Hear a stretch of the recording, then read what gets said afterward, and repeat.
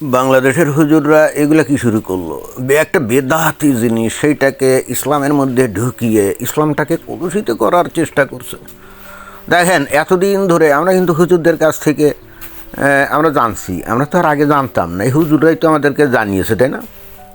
পহেলা বৈশাখ এগুলো হারাম, তারপরে 31 নাইট হারাম, পহেলা বৈশাখ অথবা মানে ওই ইংরেজি যে নববর্ষের প্রথম দিনে শুভেচ্ছা জানানো এগুলো হারাম, এবং কত প্রকারের হারাম এগুলোই তো আমাদেরকে জানানো হয়েছে। শুধু কি তাই নাকি?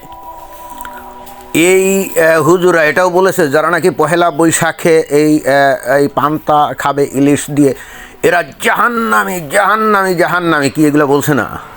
আমরা এগুলো শুনতেই তো অভ্যস্ত, এবং এই হেতু আমরাও কিন্তু আস্তে আস্তে এই বেদাতি কর্মকাণ্ড থেকে, এই গুনাহগারী হারামি কাজ থেকে আমরা নিজেদেরকে এখন দূরে রাখি। আমি এই জন্যে এই নববর্ষে কাউকে শুভেচ্ছাও জানাই না, কারণ আমি যাকে শুভেচ্ছা জানাবো মনে করেন যে সে যদি হারামি হয়ে যায়, না দূর, হারামি না মানে জাহান্নামি হয়ে যায়, বোঝেন না কথা? এর মধ্যে বহু বছর ধরে তো মনে করেন যে নববর্ষের শুভেচ্ছা দিয়েছি, তারপরে এই পহেলা বৈশাখ পালন করেছি, তাতে যে গুনাহ খাতা অলরেডি আমার মনে করেন ওই হিসাবে জমা হয়ে আছে ভাই।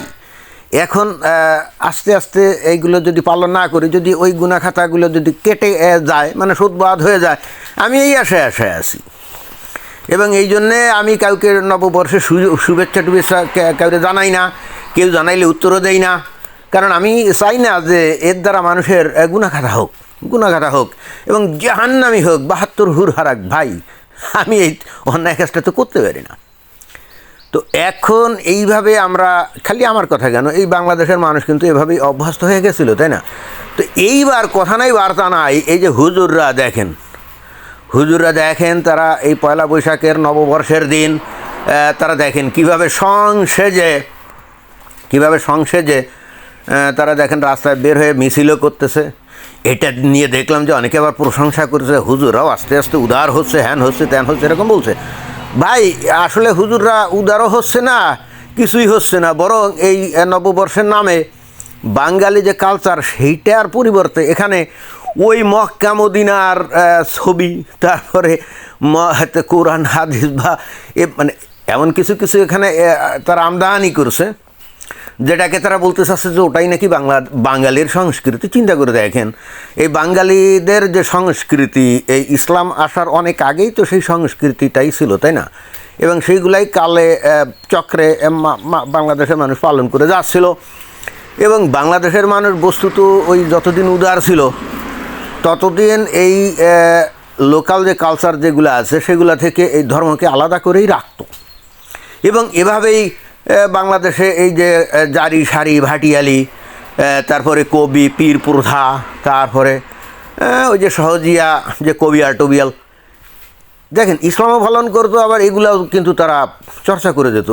এমন না যে তারা এ কারণে শিরক করতো বা আল্লাহ বিল্লাহ থেকে তারা দূরে সরে গেছিল, আল্লাহর প্রতি আস্থা হারাচ্ছিল না, কোনো কিছুই হচ্ছিল না।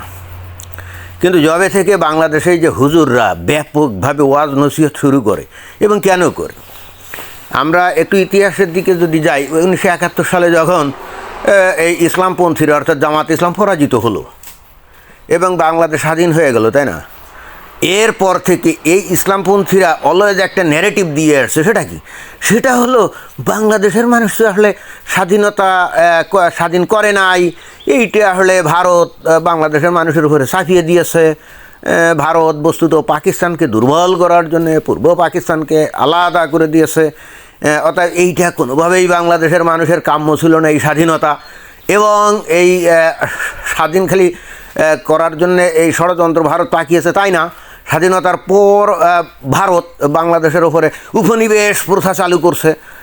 কি এই ন্যারেটিভগুলো শুনতে আমরা কি কট্টর ভারত বিরোধী হয়ে গেছি না? কেন ভারত বিরোধী হয়ে গেছি? কেন ভারত বিদ্বেষী হয়ে গেছি?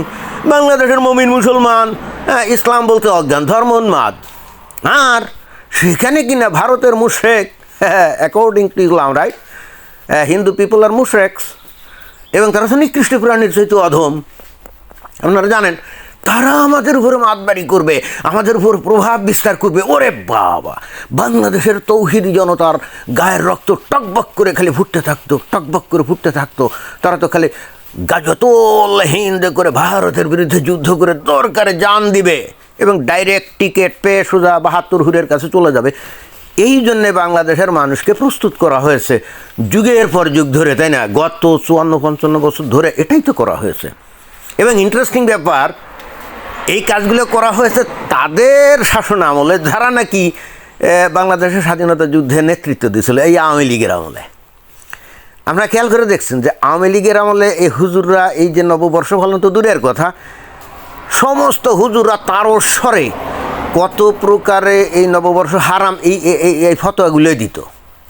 খেয়াল করে দেখেন, আওয়ামী লীগ যখন ক্ষমতায় নাই, এই হুজুররা নিজেরাই কিন্তু এখন নববর্ষ পালনে চলে আসছে। আর কোনো ফতোয়া তো অনেক দূরের ব্যাপার। দেখছেন, আমি কিন্তু অলওয়েজ এটাই বলে আসছি যে বাংলাদেশের স্বাধীনতার জন্যে আওয়ামী লীগ যেমন অনেক অবদান রাখছে, বাংলাদেশকে ধ্বংস করা। কেন আমি বাংলাদেশের ধ্বংস বলছি? ভাই, যে মানুষগুলো দেশ চালাবে তাদের মস্তিষ্ক যদি ধ্বংস হয়, মস্তিষ্ক যদি নষ্ট হয়ে যায়, সেটা কি বাংলাদেশ ধ্বংস না? আপনি কিছু বড় বড় দালান কোঠা তৈরি করলেন, রাস্তাঘাট তৈরি করলেন, এটা তো একটা দেশের উন্নতি না। একটা দেশের উন্নতি আসলে নির্ভর করে ওই দেশের মানুষগুলো কত শিক্ষিত, ওই দেশের মানুষগুলো কত গণতান্ত্রিক, ওই দেশের মানুষগুলো কত ধর্মনিরপেক্ষ, এরকম, তাই না? খেয়াল করে দেখেন, বাংলাদেশের মানুষ যে ধর্মোন্মাদ হয়েছে, আওয়ামী লীগের আমলে সবচেয়ে বেশি হয়েছে।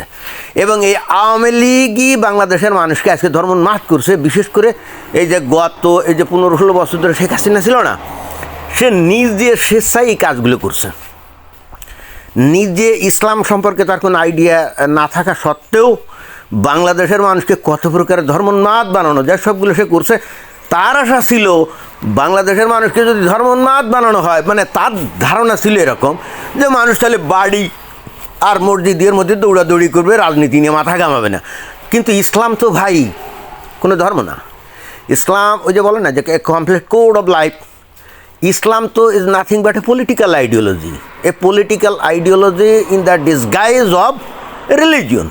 এবং এই পলিটিক্যাল আইডিওলজিটা হলো কমিউনিজমের মতো, অর্থাৎ সেখানে কোনো গণতন্ত্র নাই, কোনো বাক স্বাধীনতা নেই, ব্যক্তি স্বাধীনতা নাই, কিছু নেই।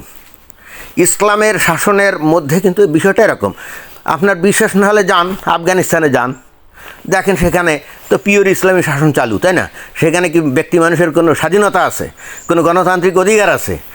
কিচ্ছু নাই। কিন্তু আপনি ইয়েতে যান, ইরানে যান, সেখানে ব্যক্তি মানুষের কোনো গণতান্ত্রিক অধিকার আছে? দেখেন কিছুদিন আগে ইরানে কি করলো, সরকারের বিরুদ্ধে আন্দোলন করলো, তাই না?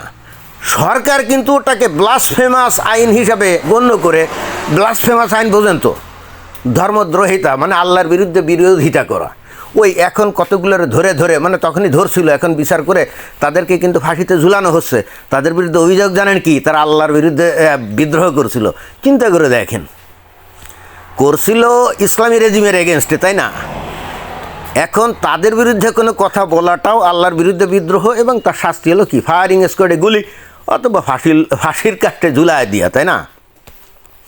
তো আওয়ামী লীগের আমলে এই বাংলাদেশের মানুষগুলোকে এইভাবে ধর্মোন্মাদ বানিয়েছিল।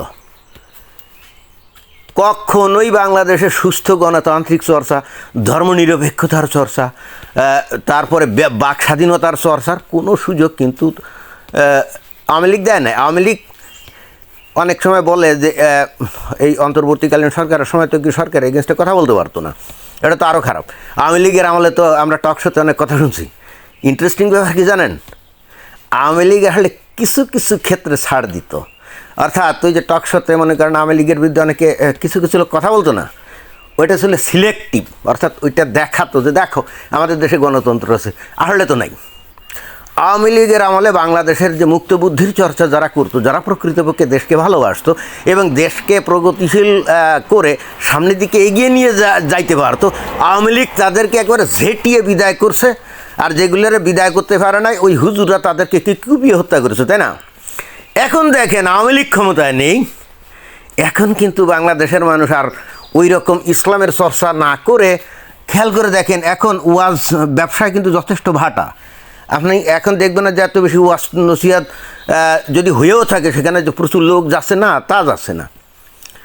সেদিন দেখলাম যে ওই আমির হামজা যে নাকি ওই যে জামাত ইসলামের একজন এমপি হয়েছে না, সে এবং আরও একজন বড় একটা আয়োজন করছে ওই যে ওয়াজের। তো লোক হলো সেখানে হার্ডলি কত 150 থেকে 200 জন। এবং এখন ওয়াজ নসিহতে দেখবেন যে লোকজন হয়ও না। এবং দেখেন এই হুজুররা এখন নববর্ষে নেমে গেছে, আওয়ামী লীগ তো নাই, খেয়াল করে দেখছেন।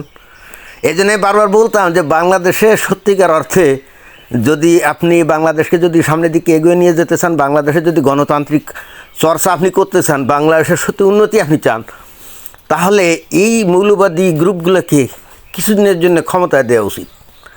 এরাই রাজত্ব করুক। দেন বাংলাদেশের মানুষ যদি ইসলাম কত প্রকার ও কী কী কাহাকে বলে এটা ভালো করে যখন বুঝবে না, যখন সারা পৃথিবী থেকে বিচ্ছিন্ন হয়ে যাবে না, তখন বাংলাদেশের ব্যবসা বাণিজ্য অর্থনীতিতে কি ভয়ঙ্কর ধস নামবে।